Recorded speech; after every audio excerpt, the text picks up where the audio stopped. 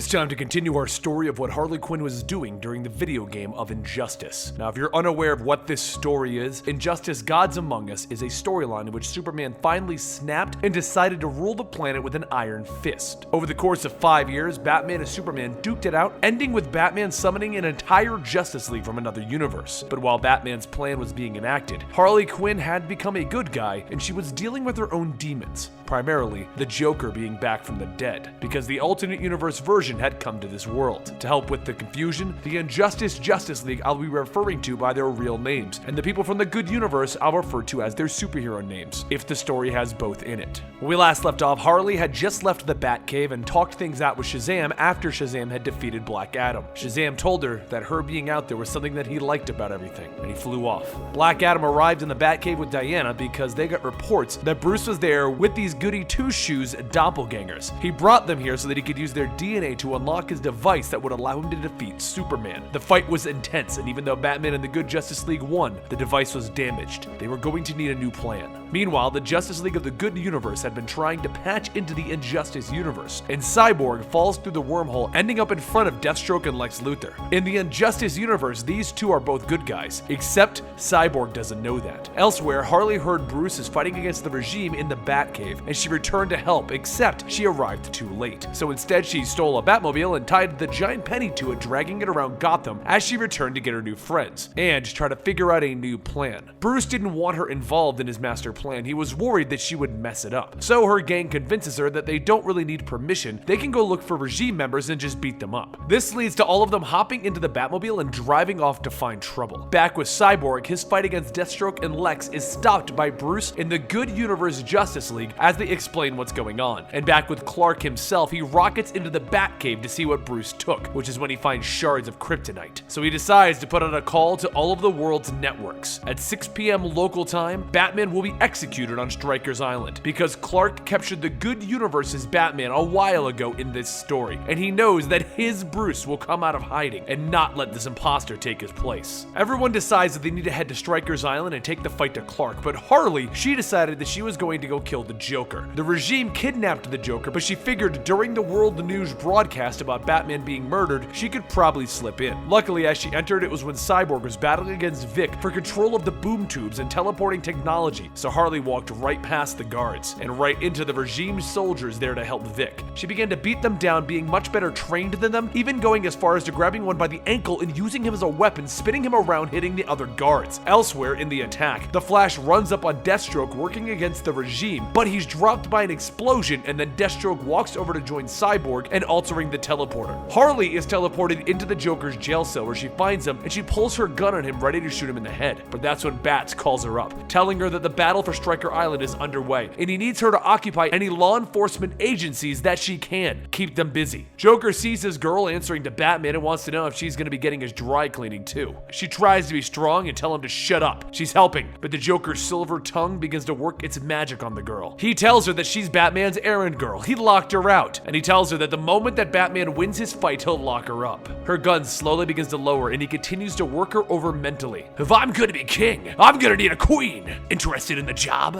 And then with a hopeful look, she asks him, "You swear, Puddin'?" So while the insurgency was busy fighting against the regime to rescue Batman, Harley let the Joker out of his cell. While this is going on, Deathstroke teleported to the heart of their mission, to acquire Lex's ultimate weapon, one that can destroy Superman once and for all. But as Deathstroke sent the blueprints to Lex in the distraction of the war on Stryker Island, he and Lex knew that he wouldn't be returning from there. And Harley followed the Joker back to the street side as her phone began to go off again. The war on Stryker's Island was in full effect. As Aquaman brought his troops to the shore, the regime prepared for an assault, and Harley was making the worst mistake that she possibly could, and she continued to make the situation with the Joker even more atrocious. She filled him in on the Joker gang, the people wearing his face, and she filled him in on Dr. Fate's base of operations. Meanwhile, the battle continued to rage on with Bruce versus his son Damian, and Aquaman and Green Lantern versus Clark. As Joker and Harley enter the Tower of Fate, Zatanna knocks out Joker right away, asking Harley what she was thinking bringing him here. Joker gets back up, grabbing Zatanna, but Dr. Fate arrives and puts an end to it by freezing the Joker in place. With the Joker locked up, Harley asks to speak to Dr. Fate alone, and he tells her that he knows what she is thinking, and he will not kill the Joker for her. She tries to ask another question, but again he answers before she can speak. You two are tethered across dimensions, time, and even fate. You will be bonded forever until you say the magic word.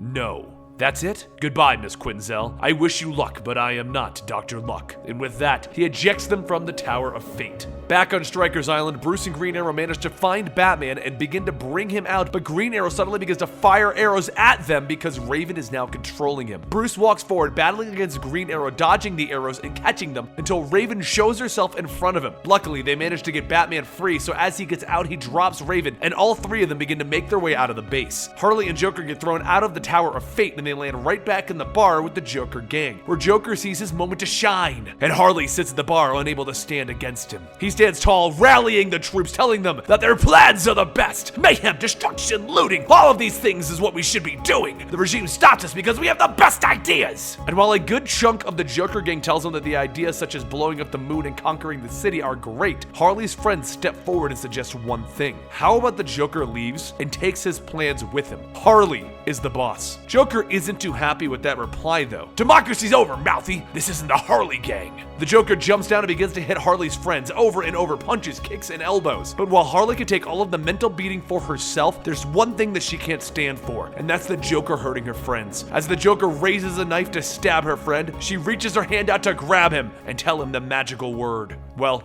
close to it. Please don't do that, Mr. J. She has to take baby steps. Over at the assault on Stryker's Island, as Batman, Bruce, and Green Arrow make it to the exit, Superman stands before them, ready to end this right then and there. Back with the Joker, he turns around surprised and asks, "What?" And she tells him, "I said not to hurt my friends." And with that, she backhands him, throwing him away. She then turns to the Joker gang, telling them to run for it. And behind her, the Joker isn't too pleased. Now, with us being very close to the launch of the Injustice 2 comic book series and the video game, we will be back to doing these on a regular basis, getting us all the way caught up, and when the game comes out, you will most likely find us doing live streams on Saturdays, playing the game, talking about it. I hope you guys are excited about that. Don't forget to subscribe to this channel to keep up to date with the Injustice comic book storyline, and you can also follow me on Twitter and Instagram at Comicstorian. I'll see you next time right here.